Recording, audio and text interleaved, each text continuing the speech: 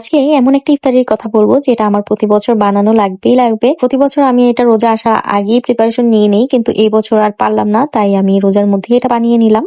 তো চলেন শুরু করা যাক। সবার প্রথমে আমি একটা মুরগির ব্রেস্ট পিস নিয়েছি, এটা ভালোভাবে পরিষ্কার করে নিয়েছি। এরপর এর মধ্যে দিয়েছি আদা রসুন বাটা, গোলমরিচের গুঁড়া, টমেটো সস, সয়া সস, লবণ, সামান্য চিনি আর গুঁড়া দুধ। এবার মশলা আর মাংসের মধ্যে পানি দিয়ে এটাকে খুব ভালোভাবে সিদ্ধ করে নিতে হবে। মাংসটা সিদ্ধ করে ঠান্ডা করে এরপরে আমি একটা ফুড প্রসেসরে দিয়ে দিলাম। মাংসের সাথে আমি দিয়েছি সামান্য পেঁয়াজ কুচি, কাঁচামরিচ, লবণ আর টমেটো সস।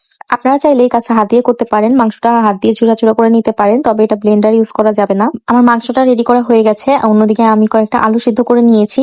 এবার আলুটাকে ম্যাশ করে মাংসের সাথে মিক্স করে আমি ভালোভাবে মেখে নিচ্ছি। আলু আর মাংসটা মিক্স করার পরে আমার মনে হলো এখানে আমি কাঁচা পেঁয়াজ দিয়ে ভুল করেছি, কারণ আমি এটা স্টোর করব। এই জন্য আমি আর একটা ফ্রাই প্যানের মধ্যে কিছু তেল দিয়ে পেঁয়াজ বেরেস্তা করে নিয়েছি। এবার আলু আর চিকেনের যে মিক্সচারটা, এটা আমি কিছুক্ষণ ভেজে নিয়েছি। এর ফলে কাঁচা পেঁয়াজের যে গন্ধটা এটা চলে গিয়েছে। কাঁচা পেঁয়াজ সহ যদি আমি স্টোর করতাম, ওটা একটা গন্ধ হয়ে যেত পরবর্তীতে।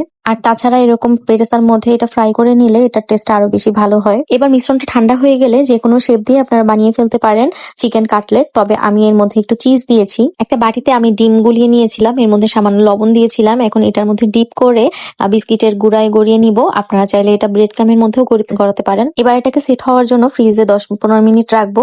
10-15 মিনিট পরে বের করে তেলের মধ্যে ভেজে নিলেই হয়ে যাবে চিকেন কাটলেট। এটা প্রতি বছর রোজায় আমাদের ইফতারিতে মাস্ট হ্যাভ একটা আইটেম। আপনারা ট্রাই করে দেখতে পারেন, অল্প সময়ের মধ্যে খুব মজাদার একটা ইফতারি রেডি হয়ে যাবে। আশা করি ভিডিওটি আপনাদের ভালো লেগেছে। ভালো লাগলে লাইক, কমেন্টস এবং শেয়ার দিয়ে আমার পাশেই থাকুন। আজকের জন্য এতটুকুই। আল্লাহ হাফেজ।